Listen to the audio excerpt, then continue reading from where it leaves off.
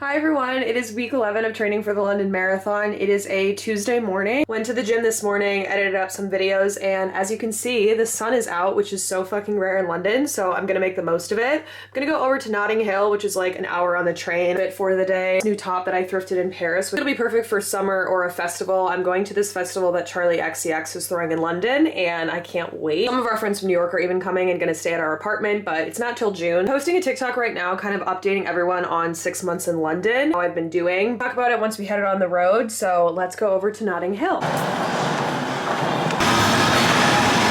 The gap between the train and the platform. It's been 6 months in London. What have I learned?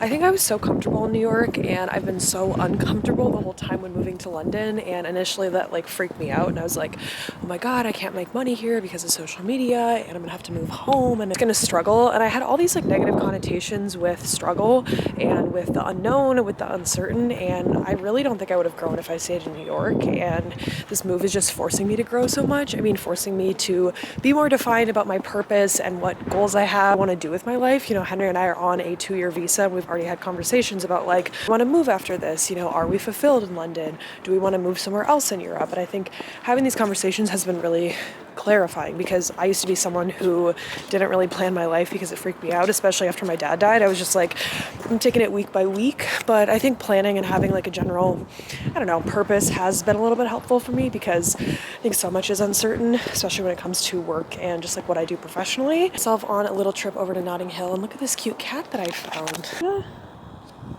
I'm trying to convince Henry to get a cat, but over in a new neighborhood just to get, you know, some creativity out of my house, out of my routine.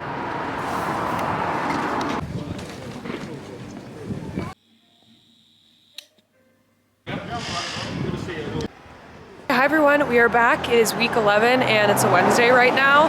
My long run is on Friday, as we know, and it is 21 miles, which I'm very scared about. I'm having a little hip pain. I don't know if it's like an overuse thing or just running incorrectly or what's really causing it. I'm trying to focus on everything besides running. Tomorrow will be a rest day and then we will get into it later this week. Crazy how much the sun like changes my mood. I really didn't think I was impacted by seasonal depression, because I was like, oh my god, no, I'm like so used to the winter being in Minnesota, but turns out not the case. The gloom in London is like no other. In New York, at least you get the sun, and like Minnesota too, you even get the sun when it's like negative degrees outside. So yeah.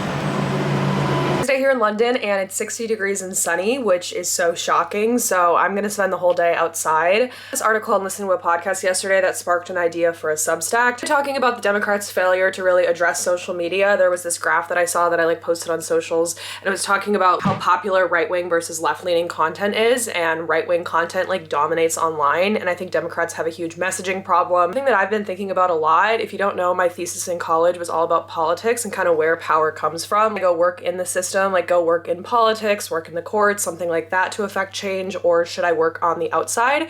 So advocacy groups, social media, protests. As you guys know, I chose social media, so that's kind of exerting pressure and advocating for change outside of the system. The article kind of solidified my thesis that I think social media is more important than ever. Donald Trump would not have won in such a sweeping landslide without the effect of social media on his campaign and all of these right-wing people. Right-wing like lifestyle podcasts that aren't explicitly like political podcasts, but they integrate like their hot takes about politics here and then. I think Democrats need to do more of that, so I'm gonna go write a piece about that. I actually love writing on my phone, which is kind of psychotic of me, I'm very aware, but I think just being on my phone all the time, I'm used to like doing work on it.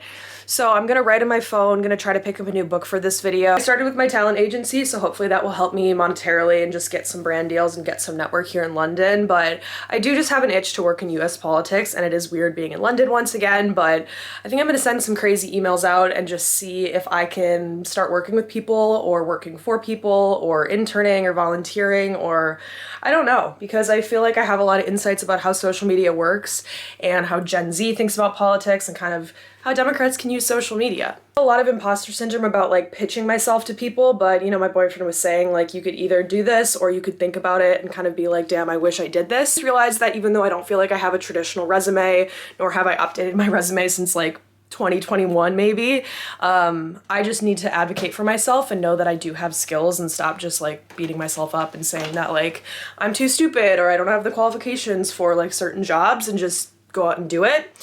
So the sun is out, I'm feeling a little bit hopeful and feeling inspired to find something that really fulfills me. So let's go do that.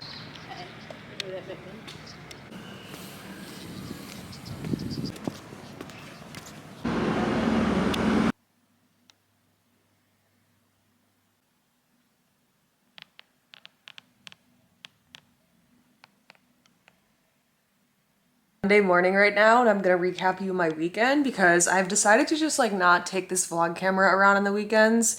I know a lot of influencers like film around their significant other and their partners and their friends, but I don't really like doing that, and I just like enjoying my weekends with my boyfriend and not having a camera like in his face most of the time. If we travel or do something exciting, I'm happy to bring my camera along. We went to the Science Museum and then we went to IKEA. I know, super riveting things, but it was fun. We needed some home stuff and we did a little bit of like apartment kind of decor this weekend, which was a lot of fun. I've been reading the book The Message by ta-Nehisi, which is excellent. Last week I had a 20-mile run. I was supposed to do 21 miles, but I just decided like me running for an extra 10 minutes is not going to benefit my body that much. I decided to do 7 laps around a park, which was totally psychotic. I never really run around parks like that. I normally plan out a route where I see different things in my long runs. You could drop me anywhere in New York and I probably would know the best way to like get back to my apartment, which direction to go, and I don't have that intuitive sense of direction yet in London. So every time I've done a long run, I find myself stopping because I need to look at my map and be like, okay, do I go north or south here? Do I go left or right?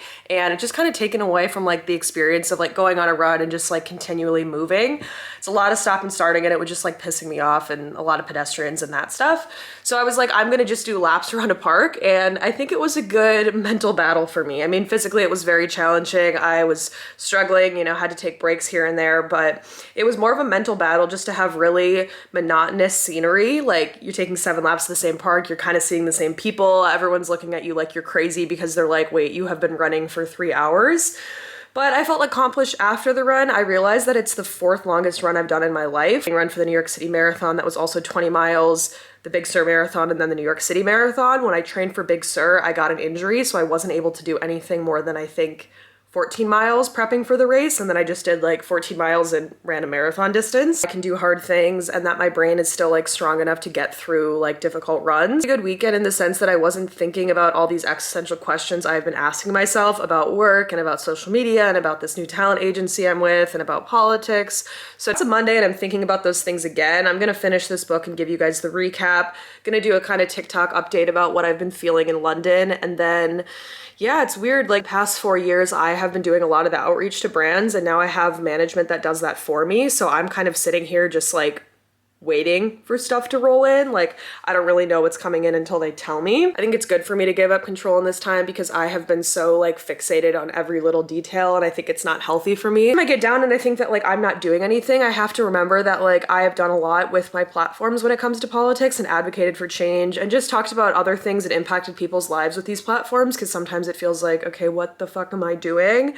So I'm gonna try to lean into sharing that political information more because it makes the most sense, it's the most important, and it feels the most purposeful to me versus just being like, here's something I did in London. I don't know. It's weird being away from the US and caring about US politics, but yeah. You know, I talk to my boyfriend and my family a lot about it over the phone, so it's something that I'm definitely thinking about on a day-to-day. Writing and then head out on my run, and I will chat with you guys a little bit later in the day. We're going to talk about the book that I read for this video, which is called The Message by ta-Nehisi. So this book takes place as ta-Nehisi travels to 3 different locations. So first he goes to Senegal to connect with his ancestors and his history. Then he goes to Columbia, South Carolina, where his own book has been banned, and he meets people that are advocating for bringing his book back. Part of the book is about when he goes to Palestine, and he connects these struggles together. I found it to be really beautiful writing. Part of the book is talking about his experience being a writer and just talking about the power of language. All throughout history, it is the oppressors that have gotten to write history. The chapter about Palestine was very eye-opening just in the current moment we're in now. People have only heard from Israeli propaganda their whole life. Western media has always really advocated for Zionism, and I feel like it's only now with social media that we're hearing from Palestinian voices. The book was a lot about his personal narrative with these different histories and what he's experienced personally, like through his his ancestors and his family and his community, at the struggle of like what's going on in Palestine and really connecting it to what he's been through as a Black man. I haven't read his book that I think got him a lot of acclaim, which is called Between the World and Me, so maybe I picked that up. 11 of marathon training was pretty good. It is starting to be spring in London, which I'm very excited about. In the upcoming week about how I think I'm going to change my YouTube, I think I'm going to get into video essays. It's a format that I'm not really familiar with, but I think it would suit me really well as I feel kind of, you know, in a void about this crisis. I feel like you guys on YouTube, I've actually heard about a lot of my struggles more than like TikTok or Instagram, so you guys know what I've been going through. But expect some video essays. I am going to finish the marathon training content, so I have 6 more weeks left to train, so expect vlogs to sort of finish out this series, and then probably going to try out something new. So stay tuned for that. Thank you guys so much for the support and watching these videos, and I will talk to you in the next one.